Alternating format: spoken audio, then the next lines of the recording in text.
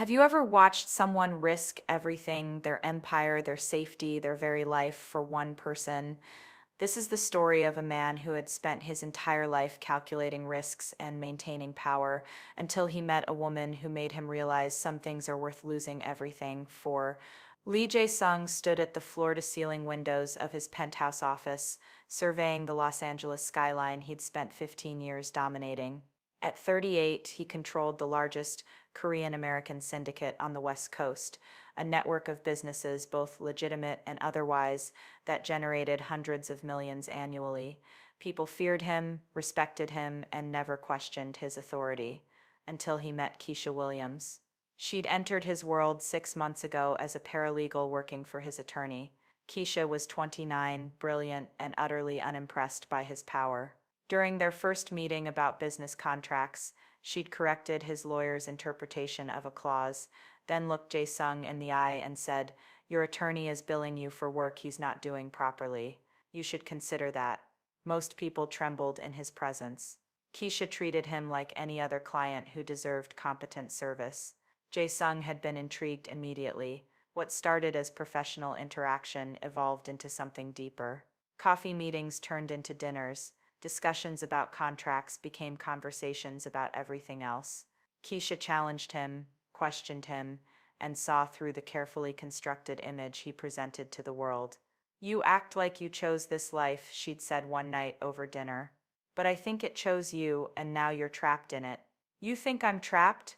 I think you're powerful and wealthy and completely alone. That sounds like a trap to me." She was right, and they both knew it. Their relationship was complicated from the start. Keisha knew what Jae-sung was, knew about the organization, the gray areas his business operated in, the violence that sometimes erupted. She didn't approve, but she'd also seen glimpses of the man beneath the crime boss, thoughtful, burdened by responsibility, trying to navigate impossible choices. "I'm not asking you to save me or change me," Jae-sung had told her early on. "I'm just asking if you can accept me as I am." "I don't know yet," Keisha had answered honestly, "but I'm willing to find out." Now 6 months into their relationship, Jae-sung understood something terrifying. He loved her completely. She'd become the one thing in his calculated life that he couldn't bear to lose. His second-in-command, Park Min-woo, entered the office. "We have a problem." Jae-sung turned from the window. "What kind of problem?" "The Bratva. They're making moves into our territory again. Sergei wants a meeting." The Russian organization had been a thorn in Jae-sung's side for years, competitive, ruthless, and led by Sergei Volkov, a man who respected only strength and had no concept of boundaries. "Set it up," Jae-sung said. "Neutral territory tomorrow night." "And Keisha?" "She's been asking about the increased security around her building." Jae-sung had quietly assigned protection to Keisha weeks ago when tensions with the Russians escalated. "Tell her I'll explain tonight." But he wouldn't get the chance. Keisha left her law office at 6 p.m. as she did every Tuesday. She noticed the black van parked across the street but thought nothing of it. This was downtown LA. Vehicles were everywhere. What she didn't notice were the two men following her to her car. They moved fast, a cloth over her mouth, strong arms restraining her, the chemical smell that made everything go dark. By the time Jae-sung's security detail realized she'd been taken, the van was already gone. Park Min-woo delivered the news in person. "Sir, Keisha's been taken." Jae-sung was in a meeting with potential investors. He stood so abruptly his chair fell backward. "When?" 20 minutes ago. "From the parking garage of her office building. We have footage, 3 men, Russian accents, black van with switched plates." "Sergei." Jae-sung's voice was deadly calm, the kind of calm that preceded violence. "He took her." Within an hour, Jae-sung had mobilized every resource at his disposal. His men flooded the streets, shaking down contacts, calling in favors, searching for any information. And then the call came, from Sergei himself. Lee Jae-sung, the Russian's accented voice was almost cheerful. "I hope you're having a pleasant evening." "Where is she?" Jae-sung's hand clenched around his phone so hard it cracked. "The lovely Miss Williams is my guest. Quite beautiful, your attorney friend. Smart too. She's already tried to escape twice. I admire that. If you've hurt her, now, let's discuss business." I want Koreatown, all of it. You hand over your territories, your businesses, your operations, and Miss Williams comes home safely. You're insane. That's a war declaration. No, it's a business proposition. You have 24 hours to decide your empire or your woman. Sergei paused. Choose wisely, Jae-sung. Because if you choose wrong, I'll send her back to you piece by piece. The line went dead. Minwoo looked at his boss with concern. Sir, we can't give him Koreatown. The council would never approve it. We'd lose everything, our income, our power, our standing. The other families would see it as weakness and move against us. Then we find her another way. We have 24 hours and no idea where he's holding her. Even if we mobilize everyone, the chances of finding her in time are better than zero. Jae-sung finished. Get everyone on this. Every informant, every contact, every person who owes us a favor. Find her. But as the hours ticked by with no leads, Jae-sung faced an impossible choice. Save his empire or save Keisha. Everything he'd built versus the one person who'd made him feel human. 12 hours into Keisha's captivity, Jae-sung called an emergency meeting of his inner council, the 7 men who'd helped him build and maintain his organization. They gathered in his private conference room, tension thick in the air. You all know the situation, Jae-sung said. Sergei has Keisha. He wants Koreatown in exchange for her life. The oldest council member, Kim Do-won, spoke first. With respect, this is not a real choice. We cannot surrender our territory for one person, regardless of who she is. She's not just one person, Jae-sung's voice was hard. She's your girlfriend, we know, and we understand your feelings. But Jae-sung, think rationally. We have 500 families depending on our organization for protection and income. Thousands of people whose livelihoods are connected to our businesses. Can you sacrifice all of them for one woman? Another council member added. If we give Sergei what he wants, we'll be seen as weak. Every rival organization will test us. The power structure we've spent 15 years building will collapse. They're right, Minwoo said quietly. I hate saying it, but they're right. This isn't just about territory.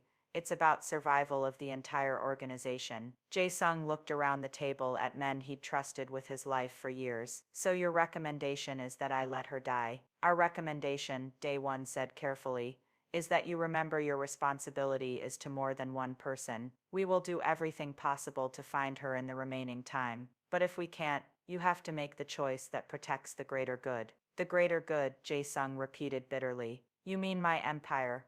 It's not just yours, it belongs to all of us, to our families, to everyone who depends on us. After they left, Jae-sung sat alone in his office, staring at his phone. On the screen was a photo of Keisha, laughing at something he'd said during a dinner date. She looked radiant, alive, completely unaware that knowing him would put her life in danger. Minwoo returned an hour later. Sir, we've found something. One of our contacts saw a black van matching the description at a warehouse complex in Vernon. It's owned by a shell company connected to the Bratva. Assemble a team. We're going in.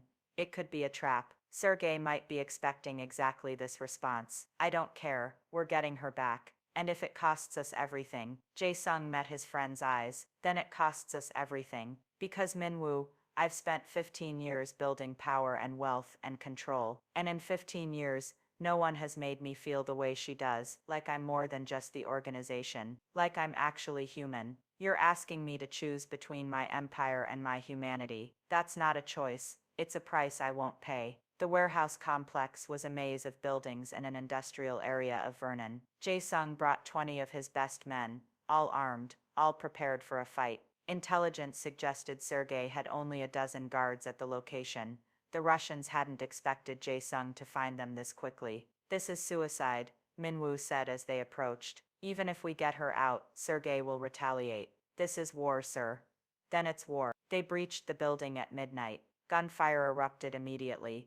The Russians had been expecting them after all. Jae-sung's men advanced through the warehouse systematically, room by room, taking fire and returning it. Jae-sung moved through the chaos with singular focus, find Keisha. He'd spent 15 years avoiding unnecessary violence, calculating every move, maintaining control through strategy rather than force. Now he fought like a man with nothing to lose, because in a way, he had nothing to lose. Without Keisha, his empire meant nothing. He found her in a back room, tied to a chair, bruised but alive. When she saw him, relief and anger mixed on her face. "You idiot," she said as he cut her restraints. "You risked everything to come here. I risked everything by letting you into my life in the first place." Jae-sung helped her stand, checking her for serious injuries. "Can you walk?"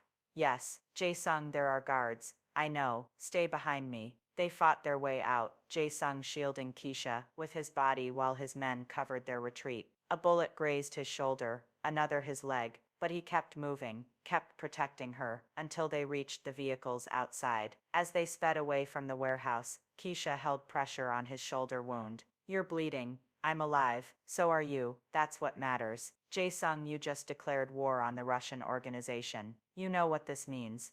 "Yes, your council will be furious. You chose me over everything you built." Jae-sung looked at her, blood loss making him slightly lightheaded but his conviction absolute. "I chose you over power. I'd make the same choice every time." The fallout was immediate and severe. By morning, the Russian organization had issued a formal declaration of war. Sergei, enraged by the rescue and the loss of leverage, mobilized his entire network against Jae-sung's organization. The council convened again, this time with barely controlled fury. "You've doomed us," Dae-won said. "The Russians are hitting our businesses, our people. 2 of our warehouses burned last night. 3 of our restaurants were shot up. And the other Korean families are distancing themselves, not wanting to be caught in this war." "I did what I had to do," Jae-sung said, his shoulder bandaged, his face showing the exhaustion of a man who'd been awake for 48 hours. "You did what you wanted to do. There's a difference." Another council member stood. "Jae-sung, we've been loyal to you for 15 years, but this is not leadership.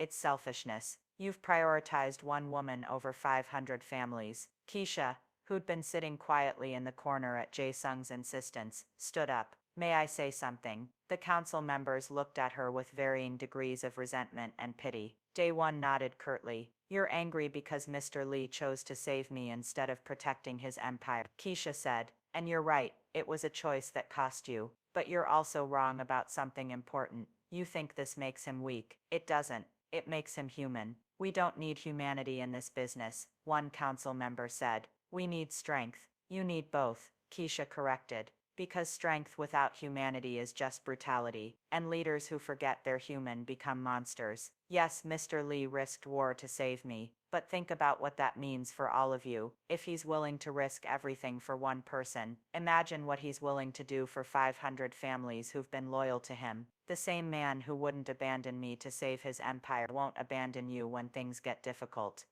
The room was silent. Then Minwoo spoke. "She has a point. Jae-sung's decision wasn't strategic, but it showed character. And in this war, we're going to need men who believe their leader values lives over territory." "This is still war," Dae-won said. "War we might not survive. Then we fight," Jae-sung said. "Not because I made a selfish choice, but because Sergei crossed a line. He took an innocent civilian to manipulate me. If we let that stand, we're telling every enemy that our loved ones are fair game. Is that the precedent we want to set?" The council was still angry, still concerned, but Jae-sung's words, and Keisha's, had shifted something. This wasn't just about one man's romantic relationship anymore.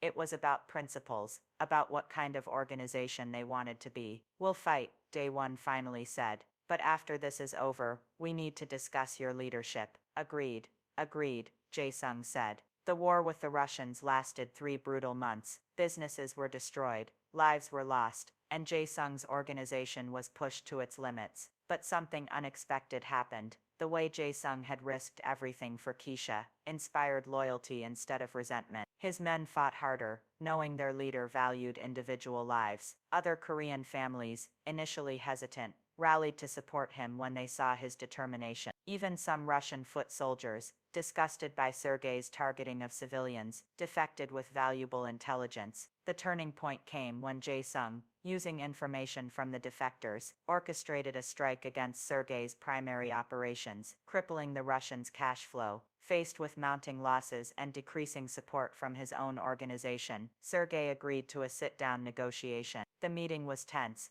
held in neutral territory, with mediators from other criminal organizations present. "You've cost me a lot, Lee," Sergei said, his face hard. "You kidnapped an innocent woman, you started this, and you risked a war over one girl. That was either very stupid or very brave. I haven't decided which. It was necessary. In my organization, we don't target civilians. We don't use loved ones as leverage. That's a line you crossed, and I couldn't let it stand. After hours of negotiation, a treaty was reached. The Russians would stay out of Koreatown.